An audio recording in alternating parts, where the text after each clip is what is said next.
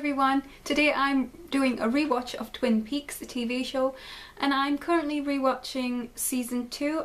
I'm currently watching episode 26 called Variations on Relations. It was directed by Jonathan Sanger and it was written by Mark Frost and Harley Payton. Okay, so Cooper and the men return to Owl Cave after leaving it in the last episode. I guess they were returning because they didn't really know what to do with what they'd uncovered, and maybe they'd return because they had some idea about how they might further investigate the petroglyph. However, Windom Earle had already gotten there before them. When they return to the cave, there is a huge map etched onto the wall.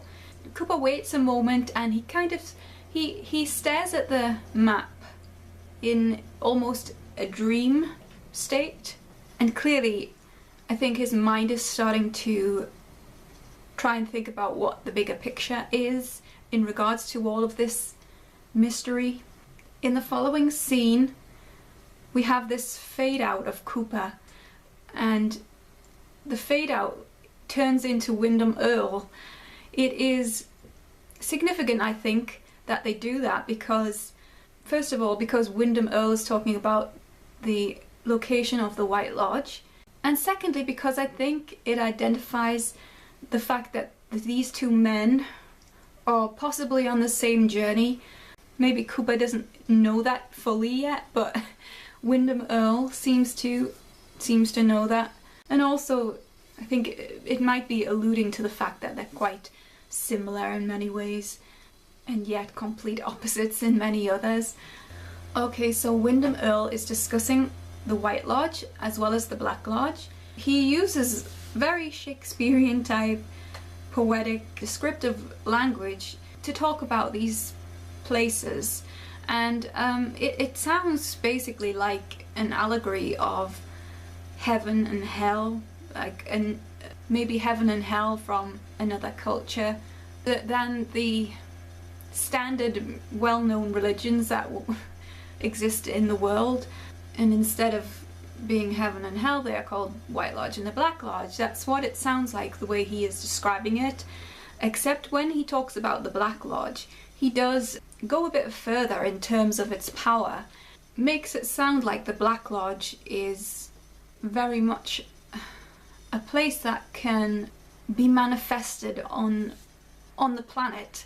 He does mention that if you are able to garner the powers from the Black Lodge, that you could reorder the earth to your own liking, which is pretty darn dramatic.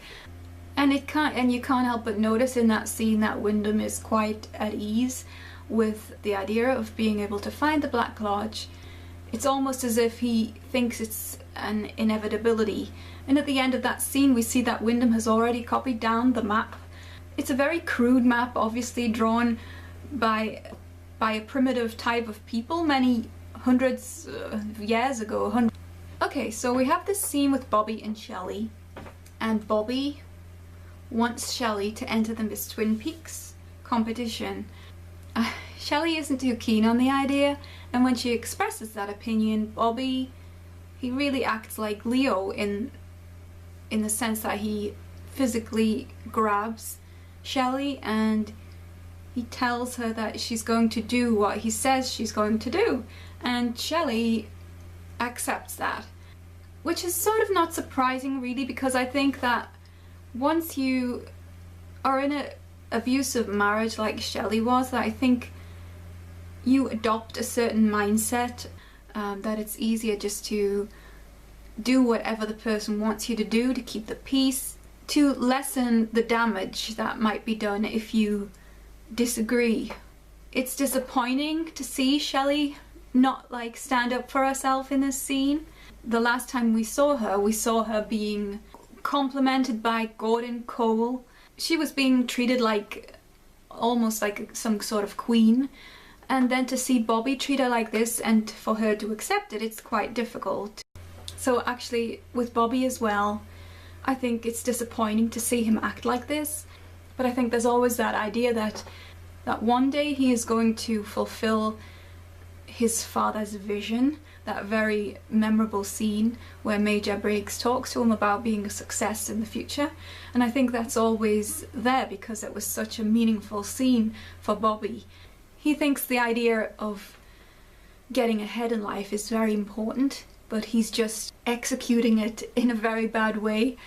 Okay, so it's a surprise to see Lana again because she hasn't been around for a couple of episodes, and she is another possible entrant to the Miss Twin Peaks contest, although she is hoping to be able to rig the contest. Given her powers of seduction and the kind of influence she formerly had, I wouldn't have imagined it would be too difficult to win the Miss Twin Peaks contest, because basically she had all the men following her like the Pied Piper before, so I don't know why suddenly she needs help. When she was alluring in the past episodes, she was around a lot of other men, and there wasn't many women, whereas possibly in the Miss Twin Peaks contest she understands that her powers, whether it be something magical or witch-like, you know, or whether it just be actual attraction to her, a normal attraction to her by men. I think she realizes that there will be plenty of reasonable competition from other women.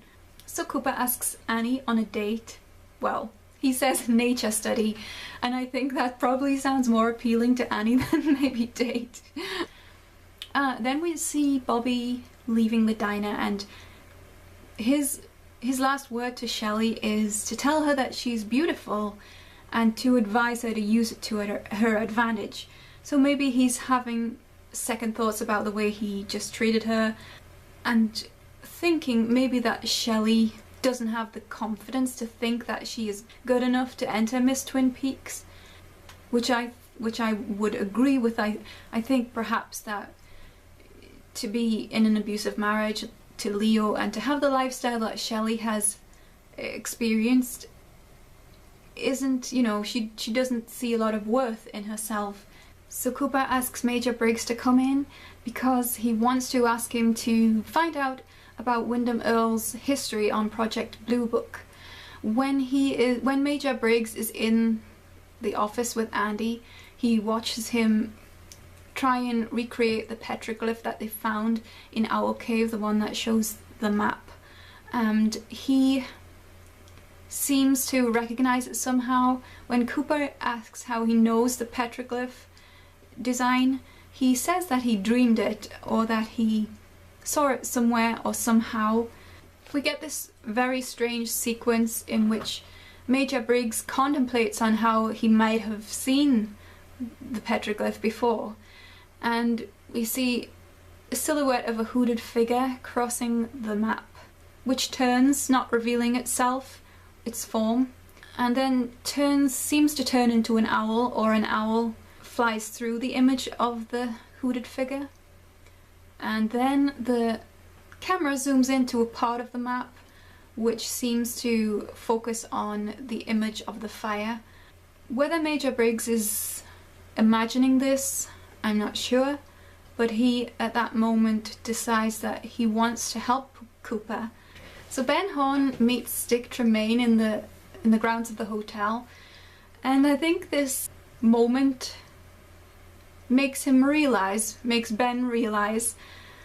the price of being a nice guy, because he offers to help Dick pay his medical bills, and then once he does that, Dick attempts to get as much out of Ben as he can. He has this this monologue where he admits that he wants to do something bad because he knows that he's being taken advantage of, just because he is acting kindly towards Dick. In one way, that sort of goes back to what Windom said at the beginning of the episode when he talks about the White Lodge and about how people do good without reason. A lot of people without reason doing good, and he calls them fools. And Ben clearly thinks that he has been taken for a fool in this situation. So Windom Earle has this young man. He's not very intelligent.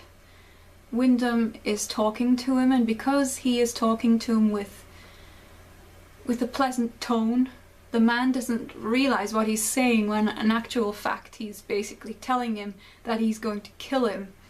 It's like intellectual terrorism. It's pretty nasty stuff. What I find interesting in this scene with Windom and Leo and the man that Windom is going to kill, I think that we've seen a little bit of a change in Leo. First of all, when he, you know, in the last episode when Windom was showing him the cards with the girls' faces pasted onto the queens, Leo seemed to have a flicker of recognition about Shelly, and he looked concerned.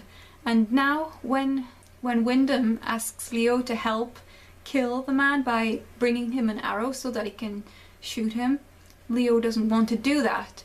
Leo has been changed by his brain injury to a certain extent, I think, and possibly through the conditioning treatment that Windom has subjected him to. Okay, so we see Annie and Cooper go out on their nature study, and they go out on the lake together. Dale asks Annie a lot of questions about her past. He's trying to figure her out, I think, and to dig deeper into what made her want to kill herself. She says that she's not ready to talk about it in detail, but that she returned from the convent because she realized that she was hiding away from her fears. So Cooper and Annie seem to share that past trauma that's made them a bit wary of the world, but they still both have this inherent goodness that makes them want to trust people and want to be good. What? Let us first examine. Don't kiss it yet!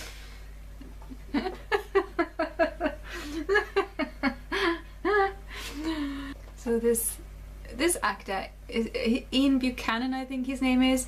He's got very keen comic timing, I think. So this scene with the wine tasting is pretty funny. Okay, so once again we have Gordon Cole telling Shelley that she's a goddess this time, and basically bestowing on her an attention that she's never had before.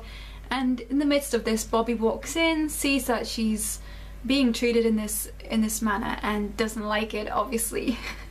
So we get this very tense family dinner with the Haywards, and it's pretty obvious that Donna has figured out what's been going on with her mother and Ben. She's being very oppositional to her mother, and she implies that the sooner she can get away from her family, from her lying family, that the better for her. We see this hooded druid figure again, and the owl, just before Cooper and Harry are called to the gazebo. Windom Earle has created this very elaborate scene where he has left the dead body in a giant chess piece. I mean, to have that kind of time and energy to be doing this, you can only assume that he is really enjoying the process of hurting people, of playing the game, and being in the game while he's playing it, not just seeing the end result. They find the message on the chess piece, an obvious message to Cooper, and that is the end of the episode. I thought that was a good episode, all in all. It felt in tone a lot similar to the last one. It does feel like the story, the mythical aspects of Twin Peaks are being more closely examined as we get towards an end. The danger of Windom Earle seems to have been stepped up a little bit now that we know that he's found the petroglyph with a map, and that he is one step ahead of Cooper and the men. We know as well, because of his description of the White Lodge and the Black Lodge, that he intends to access this dark power from the Black Lodge. I do like the fact that we are seeing in these latter episodes more characters who we who are some of the stronger characters, rather than the characters who just came in and out, like Norma's parents, like Ernie and Vivian. Is it? I don't know. I'm not even that familiar with their names. I just don't think they made enough of an impact. But I like the fact that they bring back that we are seeing characters like Gordon Cole, who is obviously a very memorable character. I think Donna's behaviour is still influenced by Laura's death, in a sense that before Laura died she was a very good girl, she had a quiet demeanour. I don't think she questioned anything. I think she did what she was told, and she was a people pleaser. I think she was especially obedient to her parents, and I think that the world has opened up to her since Laura died, and that she sees more than before. She experiences more than before, and perhaps she's just not equipped intellectually or emotionally to deal with everything yet, because I do think she is a little bit childish when dealing with this situation with her mother and Ben. Obviously she has a right to be angry. I think that it feels like Donna has a long way to go on a personal journey, in much the same way that James does. I don't know if leaving like James would actually benefit Donna, or whether her problems are best dealt with by remaining within Twin Peaks and dealing with it there. I think that Donna will have a lot of difficulty readjusting to life, and that she's still trying to do that since Laura has died. So that's the end of the episode. There's only like 3 more episodes to go in this rewatch of season 2. If you would like to subscribe and keep up with the rest of the rewatches, you can. You can also leave a comment below on this video to say what you thought about this episode. You can follow me on Twitter at @TheLogSadie, and that's all for now. Okay, bye.